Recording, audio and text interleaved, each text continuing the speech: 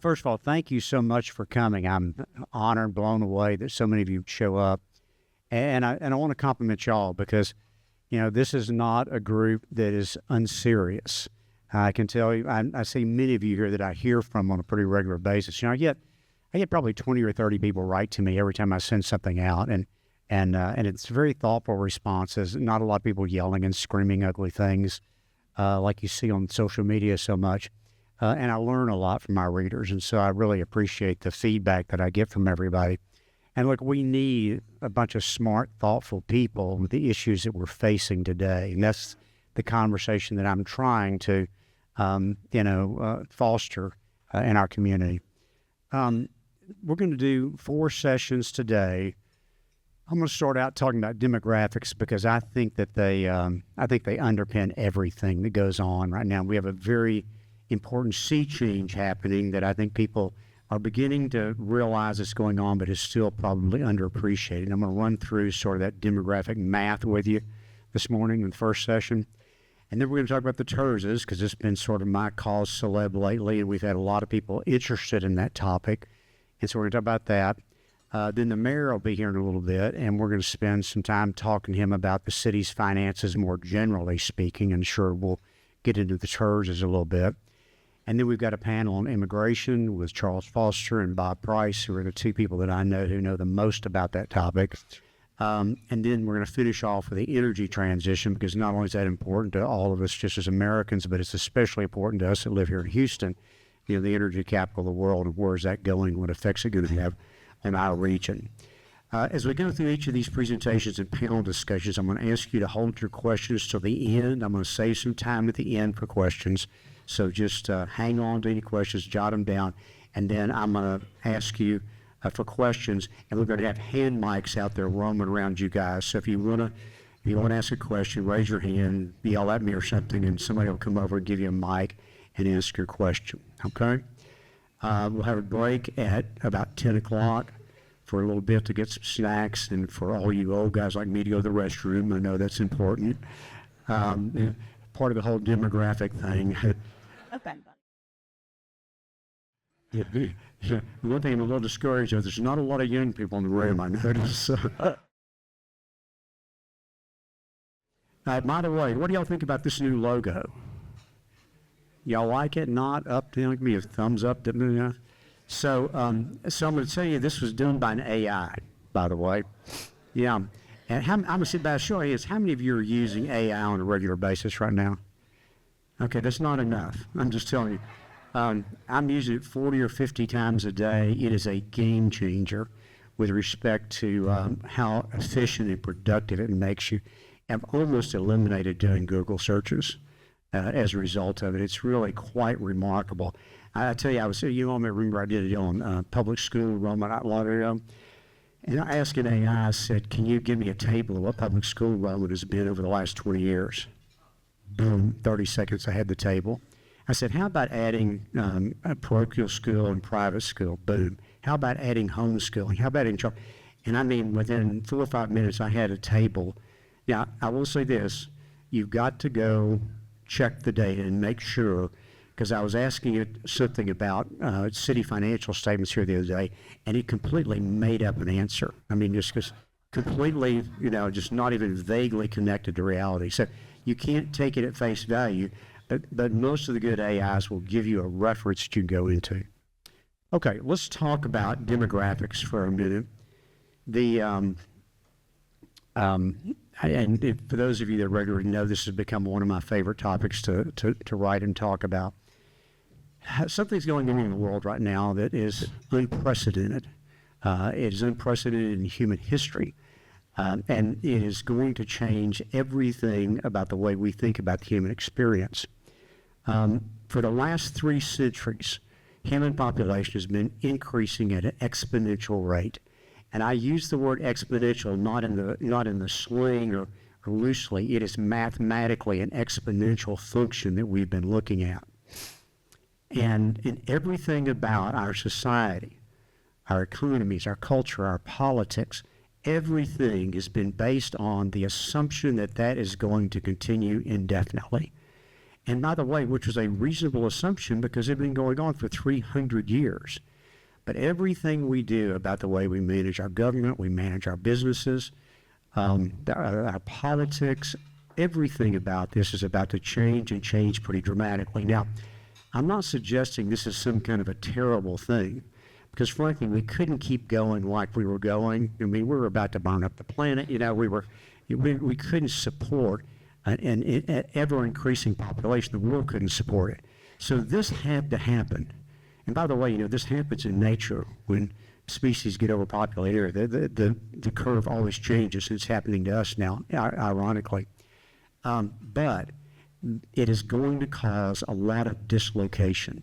And we need to be thinking about that, and understand that we are not thinking about that very seriously. I'm going to start with this chart for you. This is a chart of what we think the world's population was going back to 10,000 BC. Now, I want you to notice that over here in the BC part of this, that scale is in millennia, and the scale over here is in centuries. So if we actually had this chart that was, you know, at scale, this line would be over here against that wall someplace. So what I hope you take away from this chart is, for a long time, human population, we were just kind of hanging on by our fingernails. There were a few hundred, then a few million of us, and, you know, it was a long time before we finally started. You know, modern humans showed up somewhere around 200,000 years, so a chart that's 20 times this long. And so for many, many millennia, we think the original population that everybody is a descendant of today was probably around 10,000. That's kind of the starting point. And so, you know, we barely hung on for a really long time. If you'll notice right here, this little bump in the line, which looks insignificant on this scale, but that's actually about a 500% increase in the population in the last millennia BC.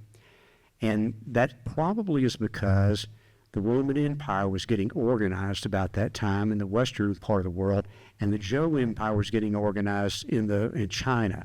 And both of those empires, while, you know, we tend to think about them as being tyrannical and all that, the truth is they did a lot of good. The Romans built aqueducts. They came in and made local tribes stop fighting with each other, the Pax Romana, the Peace of Rome. And the same thing was going over in China. And all of a sudden, this cooperation and a flourishing of technology, concrete, you know, was invented by the Romans.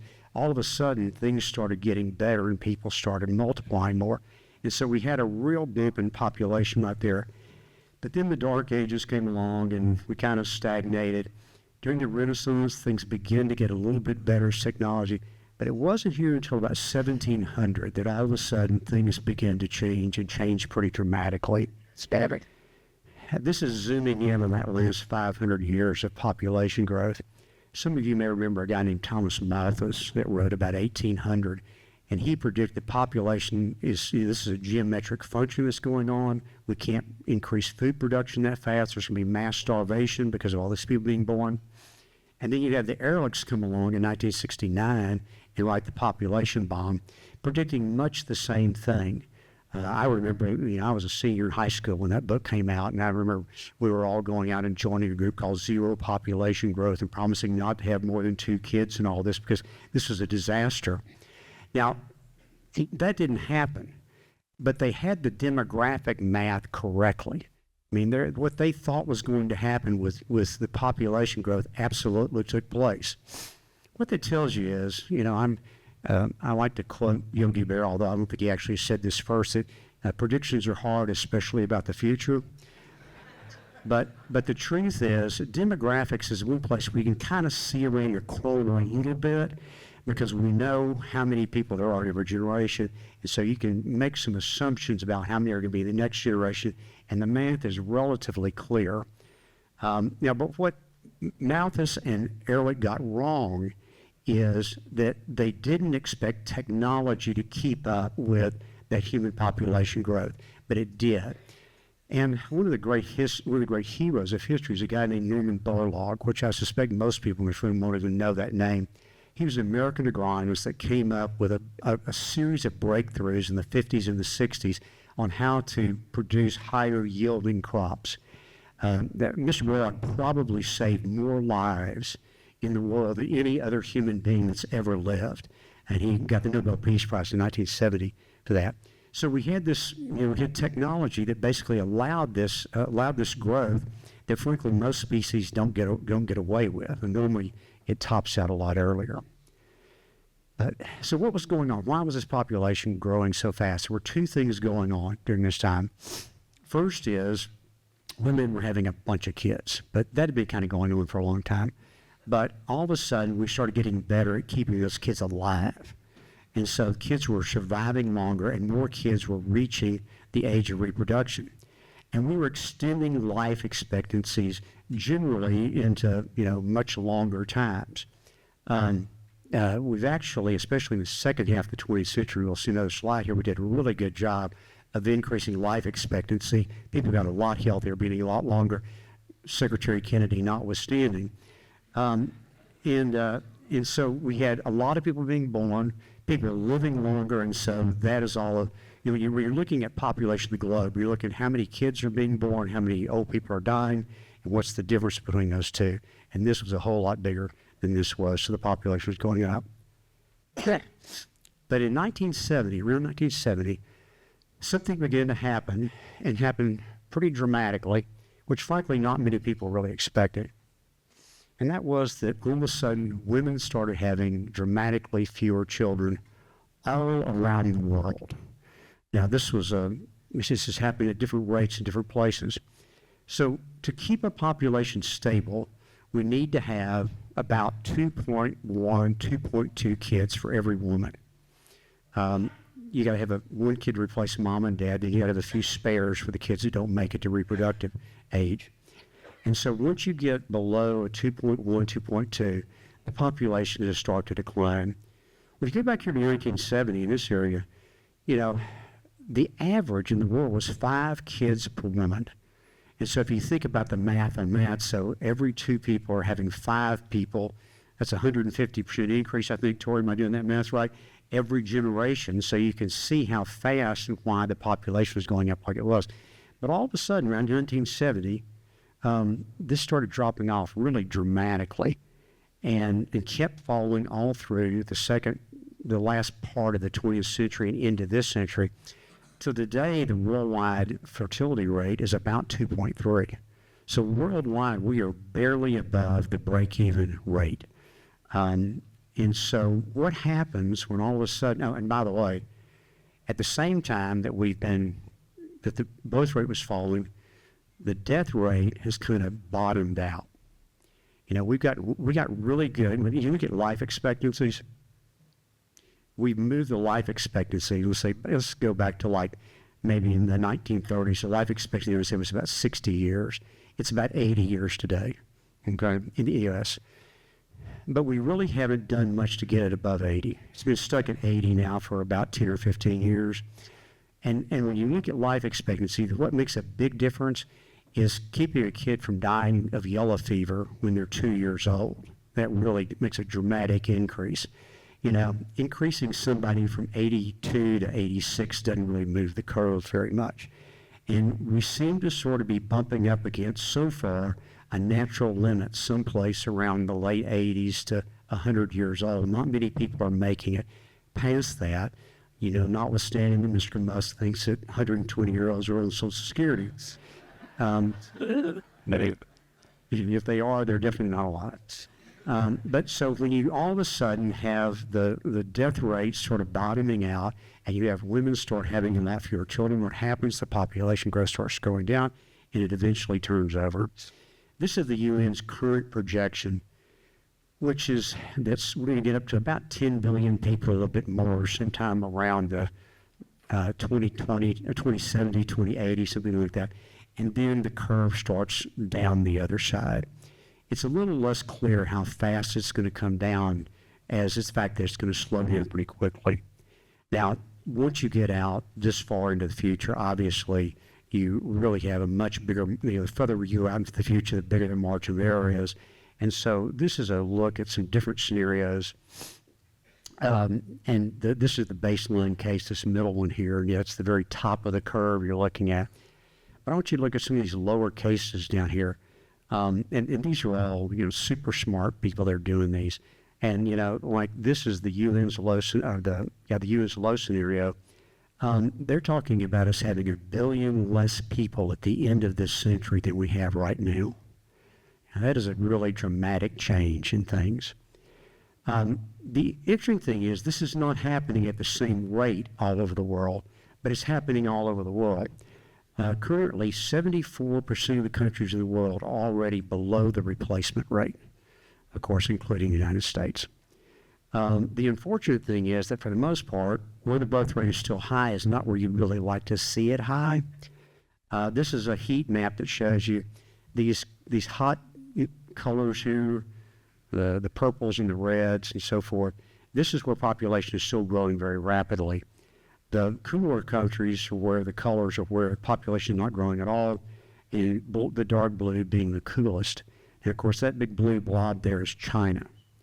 And that equates to a birth rate of about 1.1 to 1.3. So you think again about the math. If every generation you're losing 40% of your population or something, then that's going to have a pretty dramatic effect. But notice here, Sub-Saharan Africa, that is going to be a mess for a long time. It's still, the birth rate's coming down there, but it's still very high. And then sort of central part of Asia here but notice that Iran's not. We thought that was sort of interesting, that of all those countries that are sort of backward thinking these days, and Saudi Arabia is not. But the poor countries that are struggling tend to have a higher birth rate. It's sort of interesting. Throughout all of human history until now, prosperity normally meant the population was growing because we were all worried about starving to death. And so if you were able to feed more people, then it grew. Today, the richer you are, the lower your population growth is. Complete different turnaround. There's probably some good reasons for that. But talking about China for a second, it is really going to be sort of the poster child for this. This is the UN's projection for China. And so this big red line here is the baseline. And what that tells you is that they're projecting that China will have a little more than half of the population at the end of the century it has now. Now that's dramatic. We don't have any historical analog for what happens to a country when it goes through that kind of population decline. And how that's going to play out in China is going to be quite interesting to watch.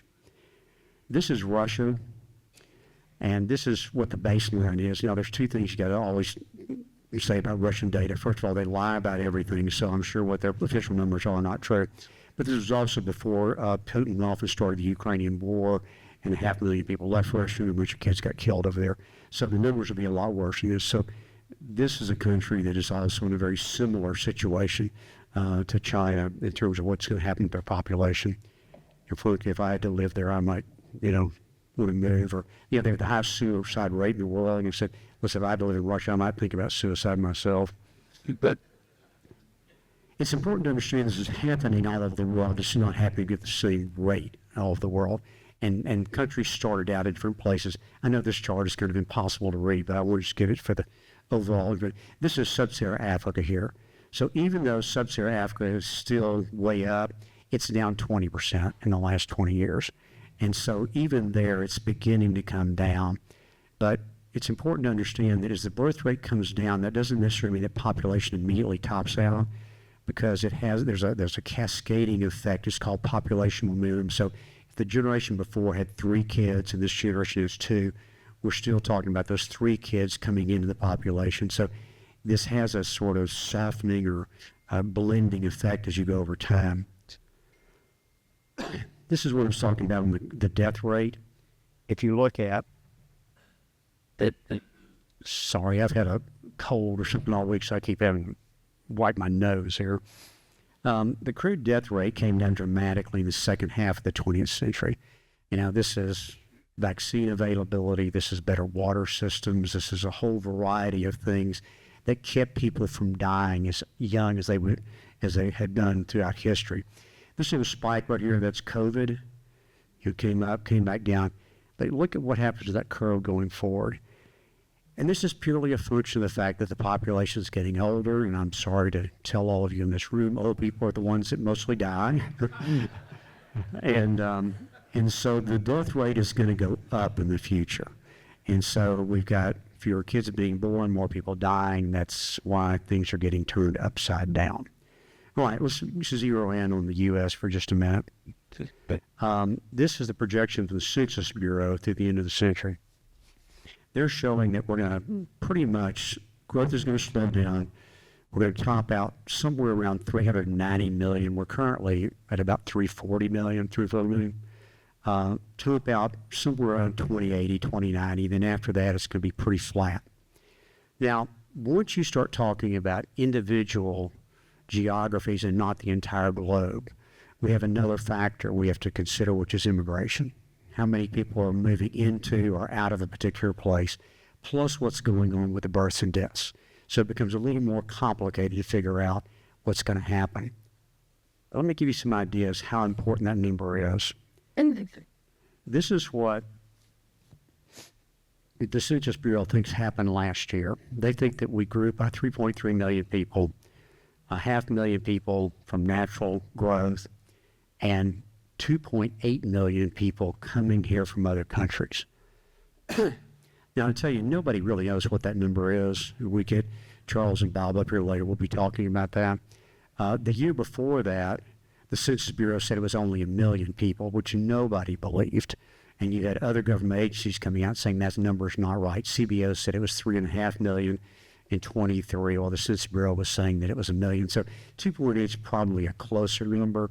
But I will tell you, I don't think any of us really know for sure what that number is, but it is the thing that's driving population growth in the United States right now. By the way, you notice up there that our current fertility rate is a 1.63, so we are way below the break-even rate right now. And by the way, immigration affects that because women who are immigrants tend to have more children than native-born Americans. It's not as big a difference as some people think it is. Native women have something like 1.4 kids, and the immigrants are having 1.8. It's sort of interesting. When they leave whatever country they came to and move here, they start acting more like Americans. Yeah, we're actually pretty good at doing that, making people act more like Americans. And so, it's clear, though, whatever this number should be, if it were not for immigration, our population basically comes to a standstill. And so you need to think about what the implications of that are. What about Texas, though? Texas is a miracle. Texas is immune from all this, right? Well, maybe not so much. This is from a group called the Texas Demographic Center, which is our official state demographer. And they've been doing population projections for the state, and by the way, for each county. They did one, the original was back in 2014, and they said by 2050 you're going to be at 54 million people in Texas. 4 years later they came back and they lowered that to 47 million people. In 2022 they came back and they lowered that to 40 million people. So we're talking about 30% increase or so over that period of time. They've just announced some time ago that they're going to update their projections again this year because they think things are changing so much with immigration and everything. And those projections are supposed to come out any day now. I was hoping we'd have them for the meeting today, but they haven't been posted yet. But I did talk to them on the phone, and they did confirm that these numbers will go down again this year in their new projections. So this is happening in Texas as well. This is a chart of those numbers that you just looked at, the most recent ones.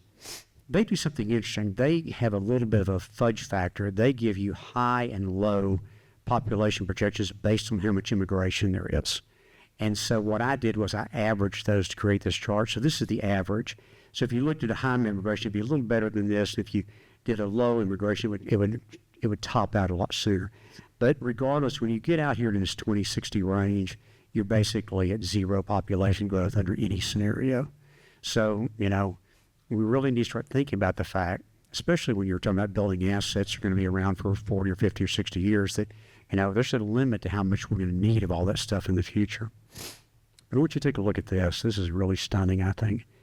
This is from the Census Bureau. This is what Texas growth broke down. We had 560,000 new Texans last year, most of any other state. 158,000 of that was natural population growth. 85,000 was people moving in from other states. 320,000 was people moving in from other countries. So without international immigration, it was a very, very different look for us. By the way, I want to talk about that domestic immigration term for a second.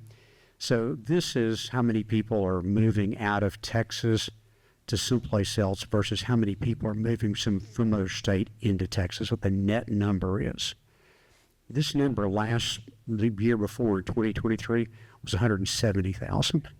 So it dropped in half last year. And there's probably some reasons why it's a little bit of an outlier right now. Interest rates make it difficult for people to sell houses, some other things going on. But this has been this interstate immigration has been slowing down for the last decade or so. And it probably relates to people getting older.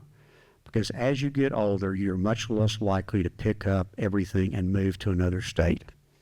And if you think about that, if you think about people that tend to move, it tends to be kids saying, I'm going to go someplace. We were dealing with some friends last night who came here from Ohio when they were 19 years old.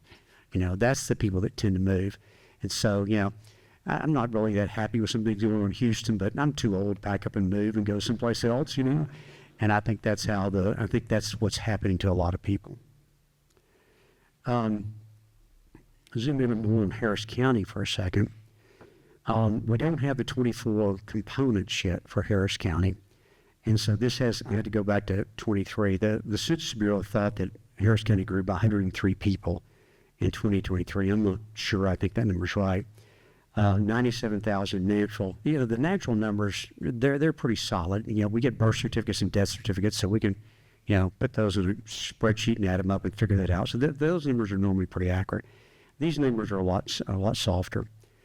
But you notice the brackets around that domestic immigration. So the Census Bureau said that in 2023, there were 85,000 more people moved out of Harris County to someplace else in the United States than people from someplace else in the United States moving into Harris County.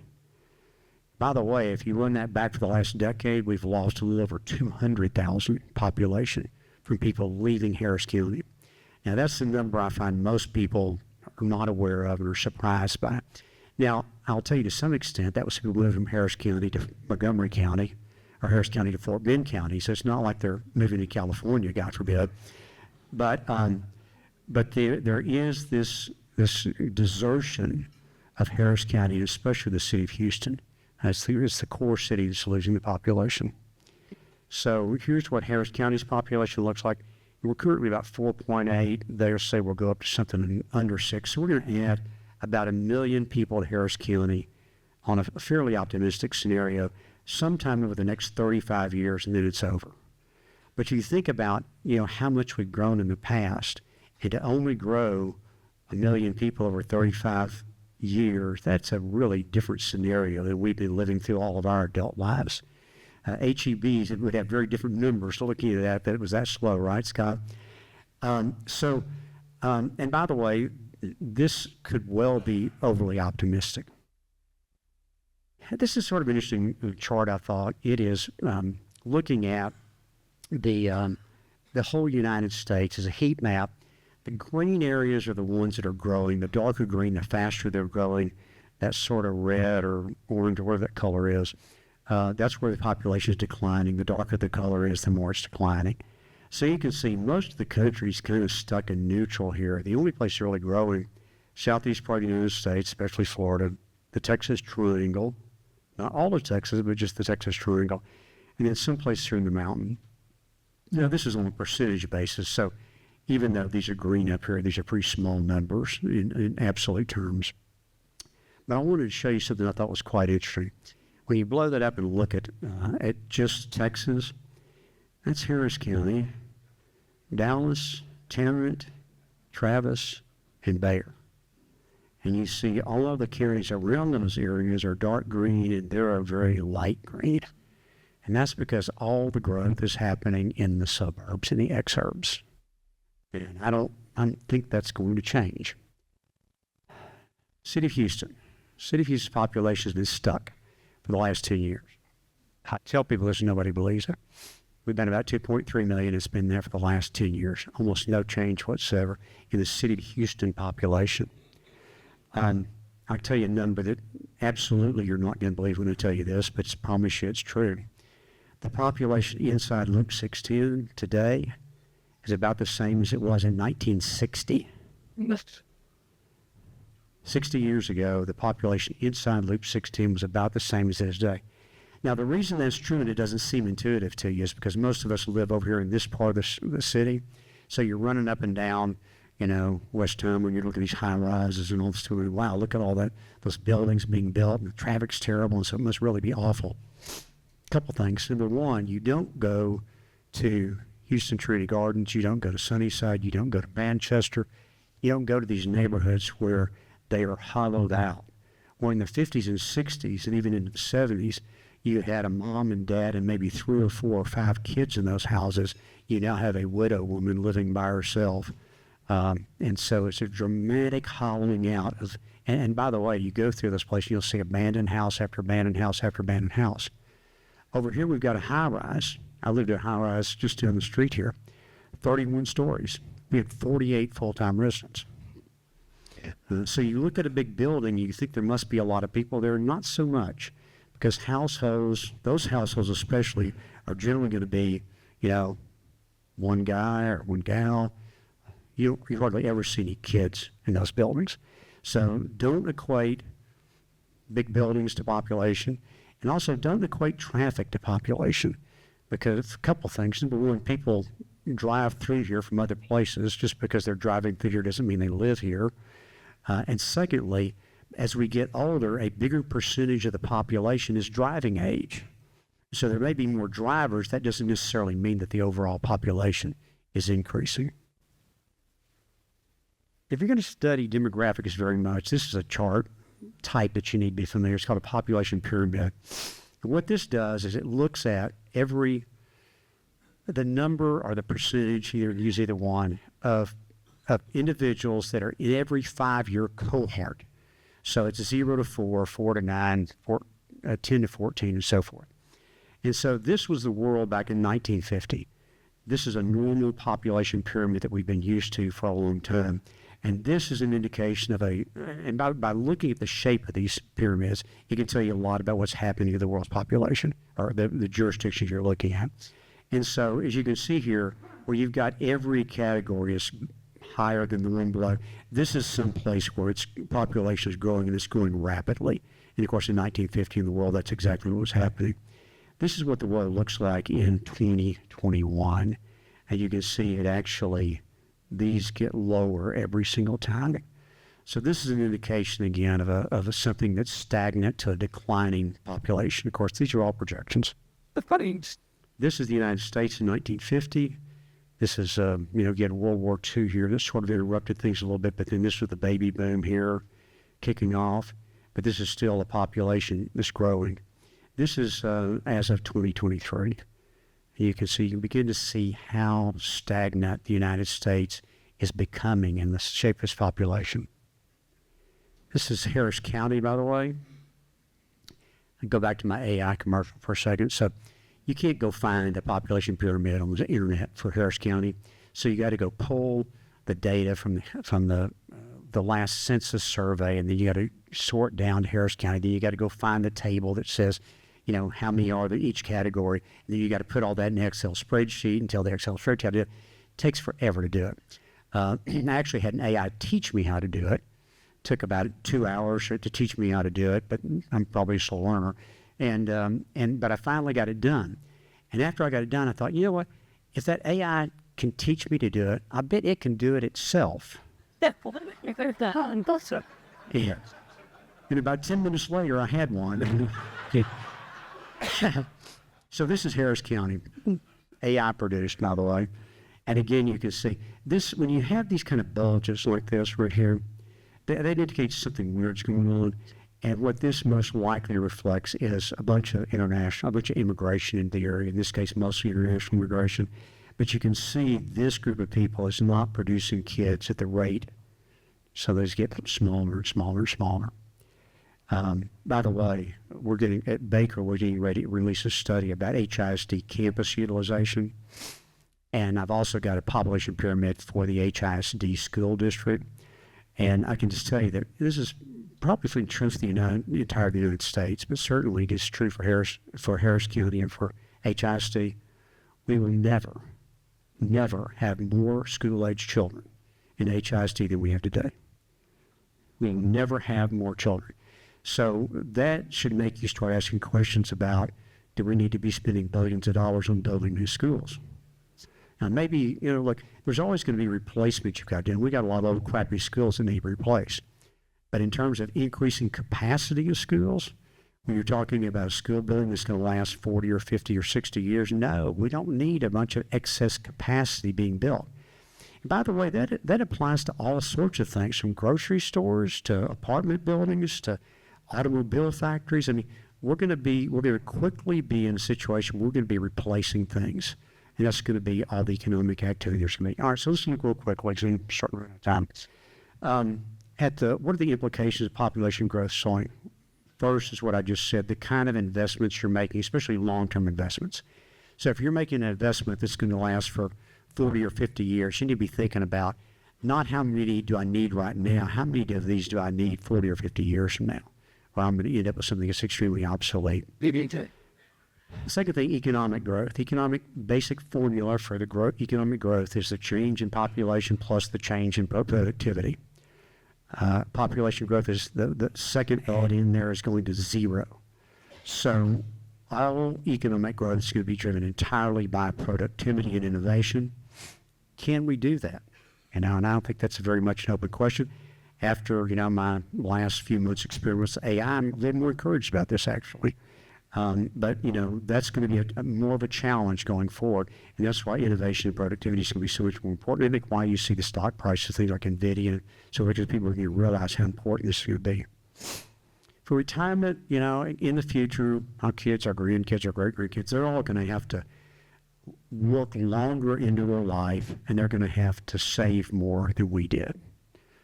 Just because they're not going to be able to rely on traditional retirement system like Social Security, defined benefit pension plans, which are basically generational transfers of money. Social Security was never retirement savings. The money I paid into Social Security didn't go to create an account for me. It went to pay for the benefits my parents got. That's the way that system's always worked. I think it's going to be very interesting to see what this happens to labor and labor shortages. My guess is that we're going to have shortages of unskilled laborers, especially if we start turning down the spigot on immigration. We've already seen that in many cases around the country. But we think about that. The other thing that, and sometime I think in the middle of March, I remember the date now, we're going to be doing a symposium out at Baker about what the geopolitical implications of this. And I'm going to be on a panel with Dr. Satterfield and our China guy, I can't remember his name right now. And here's the thing there's two or three things about this. One, as I said, the population is growing in all the wrong places. Sub-Saharan Africa is already a mess. It's not getting any better by adding a much population to it. I worry that these demographic collapses of places like Russia and China will encourage them to do desperate things. I think you might argue that's what happened in Ukraine, that Putin looked at his population curve and said, if I don't do this now, 20 years from now, we're not going to be able to field an army to do this. Is China going through the same calculus? If we wait to try to take back Taiwan 20 or 30 years from now, will we have the population to even field an army to do that with? Will we have the economic strength to be able to pay for it? So I worry about those kinds of things happening in the short term. The long term, there's a lot of literature out there that suggests that there might be a real peace dividend to this. And that is because older people are more peaceful than younger people. I'm guessing that none of you in here have been in a fist fight for a really long time. My last one was about 8th grade as overcome. I think I got my ass kicked as overcome. I didn't used to be big. I was real skinny as a kid. But anyway, as populations get older, they tend not to be as violent, both in terms of crime within the society and also, frankly, going out and starting war with somebody else, because you don't have nearly as many young people go soon over there to get killed. So there's a real possibility we will see in the long term a more peaceful world. So that's a good thing. I'm going to hit one more slide here, then I'm going to stop and take your questions for a minute. This is why Social Security doesn't work and why it's got to be changed. It's not because people over 120 are collecting Social Security benefits. All of that was complete bullshit. But here is the real problem with Social Security and Medicare by implication. When we started this system in 1935, the life expectancy was 61 years old. Retirement age was 60. So when they started this in 1935, they knew that more than half the people were not ever going to collect benefits that were paying into it. But by 1950, it had already gone up to 66. So as that life expectancy is now 80, so now we're expecting people are going to be on it for 15 years or so last week. And so what happens is at the same time you get more people going on it, you got fewer people working as a percentage basis. And so you get these kind of ratios. You know, it was 7 to 1 in 1950, 3 to 1 right now, 2.3, and then it actually drops under 2 by the end of the century. That's an unsustainable burden on younger generation. It can't work. The math doesn't work. So we've got to figure out something to do about Social Security. And the sooner we do it, the less painful it's going to be. I'm going to stop there and see if you guys got any questions about demographics, and we're going to get my folks up here on the TERSs. Yeah. Slides going to be. I will. I'll tell you what. I will do that. I'll put them up on the website, and I'll send you a link to those. Maybe. Yep. And by the way, I've got notes that I'm speaking from here. So if you review a PowerPoint in the notes view, you'll actually see some of my notes that I thought were important points to make. Back here in the back. Thank you. The police chief has told us a couple times now that he has provided data. And he says that some of them the 50,000 vehicles that come in from Houston like that. Have you seen that data point? I did see the partnership put something out. I think it maybe came into Harris County from the surrounding counties, I think was the data, Greg. I'm not positive about that. I believe it was. I wouldn't be surprised about that, but I'm saying you think about this. So take NASA, for example. I just say this because I grew up down there. So there's a ton of people that work in NASA that live right across the creek in Galveston County. Yeah, or going across. So it doesn't mean people are coming into downtown, which people think about. I don't know how many people work downtown now, maybe 70,000 or something like that. It's, there are a lot more people that work in the medical center now than downtown. One of the, y'all know I've raved about transit for a long time. I won't give them that soapbox today. But one of the reasons that it doesn't work is we don't have any population density. We're about 3,500 people per square mile in the city of Houston. New York City, 72,000 people per square mile. And we also don't have a concentration of work centers.